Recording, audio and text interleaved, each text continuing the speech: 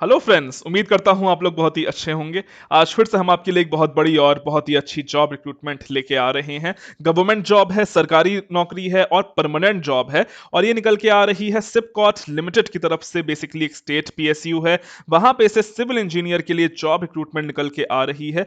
कोई एक्सपीरियंस नहीं मांगा गया है, फ्रेशर्स अप्लाई कर सकते हैं। सिलेक्शन हो जाने पर यहाँ पे आपकी सैलरी 36,000 रुपीज रहने वाली है। इसके लिए आप ऑल ओवर इंडिया कहीं से भी अप्लाई कर सकते हैं।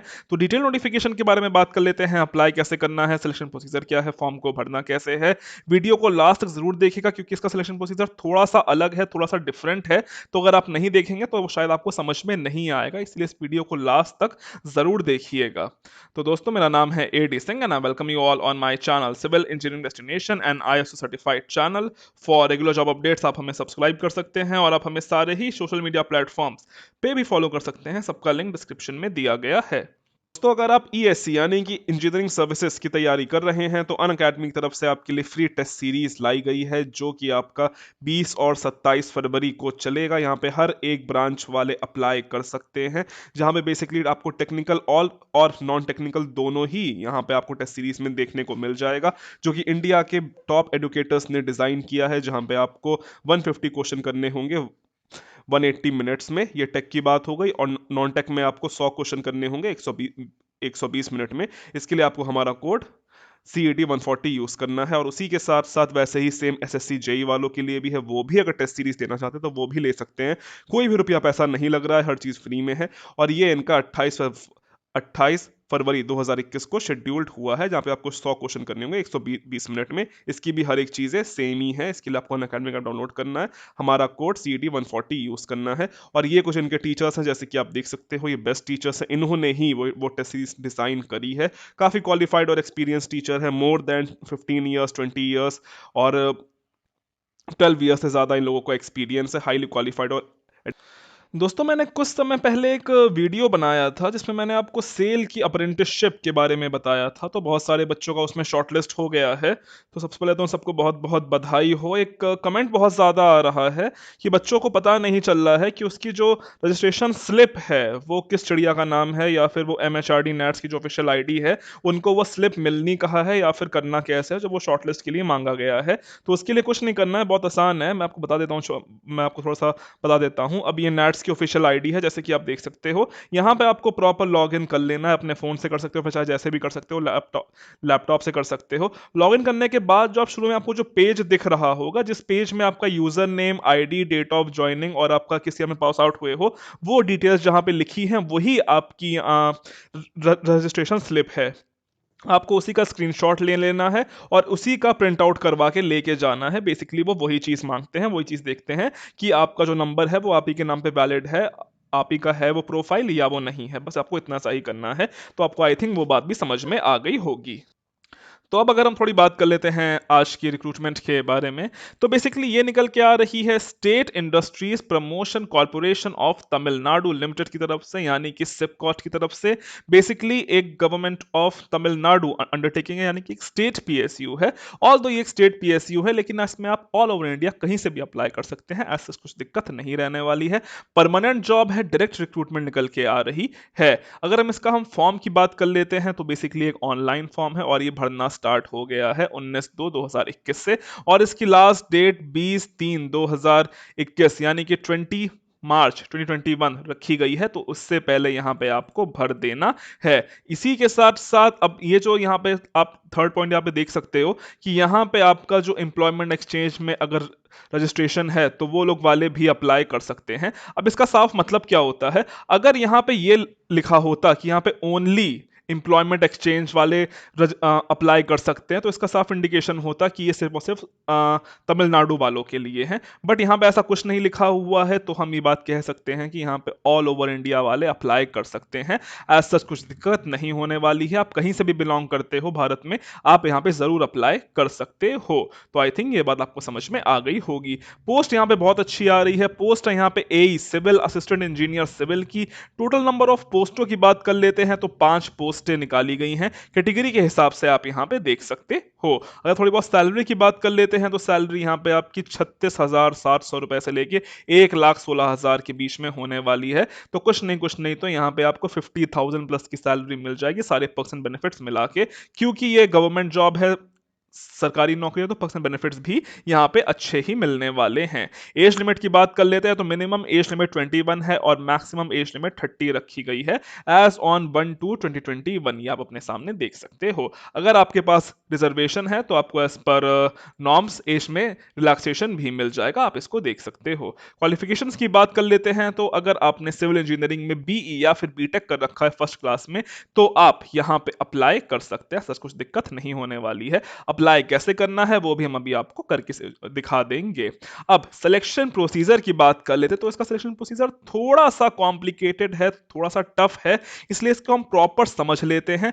बेसिकली यहाँ पे आपका 3 स्टेजेस में सिलेक्शन होने का है। सबसे पहले तो यहाँ पे आपको शॉर्टलिस्ट किया जाएगा। शॉर्टलिस्ट करने के बाद यहाँ पे आपका एक रिटन टेस्ट होगा और रिटन टेस्ट के बाद यहाँ पे आपका एक पर्सनल इंटरव्यू होने का है। तीनों के क्राइटेरिया अलग अलग हैं। आपको शॉर्टलिस्ट किया जाएगा आपके अभी तक 10th क्लास से लेके आपके बीटेक के मार्क्स के वेटेज पे आपको शॉर्टलिस्ट किया जाने वाला है। फॉर एग्जांपल आपके 10th के जितने मार्क्स आए हैं उसकी वेटेज 10 रहेगी, 12th में जितने मार्क्स आए हैं उसकी वेटेज भी 10 रहेगी और आपके बीई बीटेक में जितने मार्क्स आए हैं उसकी वेटेज 20 रहने वाली है। और अगर आपने पीजी कोर्स कर रखा है यानी अगर एमई या फिर एमटेक कर रखा है सिविल के किसी भी ब्रांच में किसी भी ट्रेड में, तब भी आप यहां अप्लाई कर सकते हो, उसके आपको यहां पे अलग से 10 मार्क्स मिल जाने वाले हैं। अब जो लोग यहां पे क्वालिफाई कर जाएंगे, जो यहां पे क्वालिफाई कर जाएंगे, बस उन्हीं को रिटन टेस्ट के लिए बुलाया जाएगा, बाकियों को रिटन टेस्ट के लिए यहां पे नहीं बुलाया जाएगा। ये बात हमें साफ साफ बता दी गई है और इनका रिटन टेस्ट की वेटेज 40 की रखी गई है। अब जो यहाँ पे रिटन टेस्ट में भी क्वालिफाई कर जाएंगे उनको फिर इंटरव्यू के लिए बुलाया जाएगा। इंटरव्यू की वेटेज यहाँ पे 10 रखी गई है, कुल मिला के आपके 100 मार्क्स की वेटेज है। इसमें जो सब क्वालिफाई करेंगे उनका जाके यहाँ पे सिलेक्शन होगा। अभी ये आधी ही बात है, अभी मैंने आपको पूरी बात नहीं बताई है, अभी मैं आपको बता देता हूं।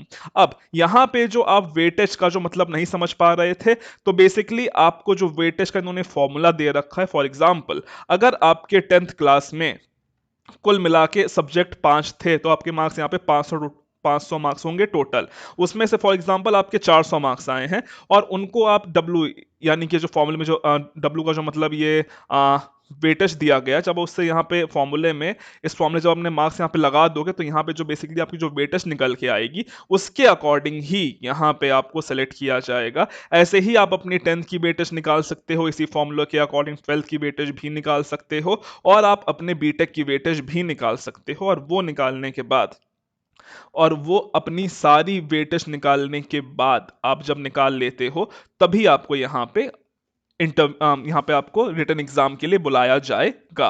और अगर यहाँ पे आपने एमई एमटेक कर रखा है सिविल के किसी भी डिसिप्लिन में, तब आपको अलग से यहाँ पे 10% 10 मार्क्स का वेटेज मिल जाएगा इररेस्पेक्टिव ऑफ आपके जितने भी मार्क्स आए हैं। तो कहीं ना कहीं हम ये कह सकते हैं कि एमटेक वालों के यहाँ पे शॉर्टलिस्ट होने के चांसेस ज्यादा हैं, बट कोई बात नहीं, बीटेक वाले भी यहाँ पे जरूर अप्लाई कर सकते हैं, एज सच कुछ दिक्कत नहीं होने वाली है। अगर हम थोड़ी बहुत यहाँ पे एग्जाम की बात कर लेते हैं तो बेसिकली यहाँ पे आपका एक रिटन एग्जाम रहेगा, ठीक है। रिटन एग्जाम में बेसिकली आपका 3 घंटे का टाइम रहने वाला है। 3 घंटे में आपको यहाँ पे 80 क्वेश्चन सॉल्व करने होंगे और उस जो कि आधे मार्क का एक क्वेश्चन आएगा आपका, ठीक है। और इसी के साथ साथ आपकी कोई भी नेगेटिव मार्किंग नहीं होनी है, ये बात हमें साफ साफ बता दी गई है। थोड़ी सी अगर यहाँ पे हम और बात कर लेते हैं तो बेसिकली जो कि इंटरव्यू की अगर थोड़ी हम बात करें, जो कि थर्ड स्टेज है हमारी इंटरव्यू में, तो जो टॉप 5 बच्चे होंगे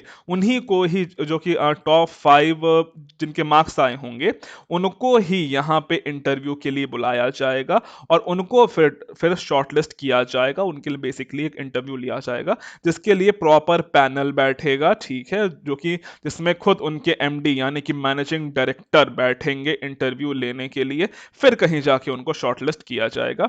इंटरव्यू का भी इनका पैटर्न कंप्लीट कंप्लीटली अलग है। इंटरव्यू में भी आपका यहाँ पे इन्होंने सब डिविजन्स दे दी हैं। यहाँ पे बेसिकली आपको इंटरव्यू के लिए भी पहला उसका पार्ट होगा कम्युनिकेशन स्किल्स, जहां पे आपसे तमिल और इंग्लिश के बारे में पूछा जाएगा।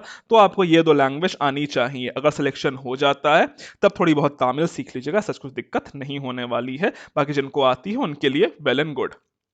उसमें से आपका कुल मिला के 30 स्कोर रहने वाला है, जिसे आप ये 3 में ऐसे कन्वर्ट कर सकते हो।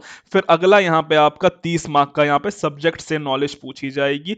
फिर उसके बाद जनरल अवेयरनेस और प्रेजेंट इंडस्ट्रियल सिनेरियो से कुल मिला के आपको यहाँ पे 40 मार्क्स का पूछा जाएगा। इंटरव्यू भी आपका कुछ नहीं तो 100 मार्क्स का रहने वाला है। जो इन सबको क्रैक कर ले जाएगा तब उनका यहाँ पे सिलेक्शन हो जाएगा। सिलेक्शन प्रोसीजर इसका बहुत ही ज़्यादा कॉम्प्लेक्स है, इतना डिफरेंट है और काफ़ी टफ है। तो जो जो यहाँ पे सच में इंटरेस्टेड हैं वो यहाँ पे ज़रूर अप्लाई कर सकते हैं। बाकी इस नोटिफिकेशन में हमको बस इतना ही दिया गया है। थोड़ी सी अगर यहाँ पे हम और बात अगर कर लेते हैं तो बेसिकली इस नोटिफिकेशन में बस अभी इतना ही है। तो फिलहाल इस नोटिफिकेशन में इतना ही है। अब अगर हम थोड़ी सी बात कर लेते हैं कि यहाँ पे अप्लाई कैसे करना है, तो अप्लाई करने के लिए बेसिकली ये सिपकॉट की ऑफिशियल वेबसाइट है, जैसे कि आप देख सकते हो। यहाँ पे आप देख रहे हो कि ये टैब चल रहा है, यहाँ पे ये चीज़ लिख के आ रही है। यहाँ पे आप देख सकते हो कि यहाँ पे लिख के आएगा, ठीक है, जैसे दिख रहे हो। Apply for the post of assistant engineer civil. आपको बेसिकली यहीं पे जाके ऐसे साफ साफ क्लिक कर देना है। जब आप क्लिक करते हो तो यहाँ पे आपको यूजर नेम और पासवर्ड आपका होगा, नहीं होगा तो रजिस्टर न्यू यूजर करके अपना यहाँ पे अपना प्रॉपर आईडी बना लीजिएगा। और यहाँ पे आईडी बनाने के बाद आपके सामने फॉर्म खुल के आ जाएगा। आपको वो पूरा फॉर्म भर देना है और आपको जैसा होगा फॉर्म भर देना है। तो फिलहाल काफ़ी अच्छी पोस्ट है। आई थिंक हर किसी को अप्लाई करना चाहिए जो जो यहाँ पे इंटरेस्टेड हैं। हाँ, सिलेक्शन प्रोसीजर थोड़ा सा अलग है बट कोई बात नहीं, परमानेंट पोस्ट है तो इतना तो थोड़ा बहुत हो ही सकता है। तो फिलहाल आज के लिए अभी के लिए इतना ही। So thank you and God bless all of you.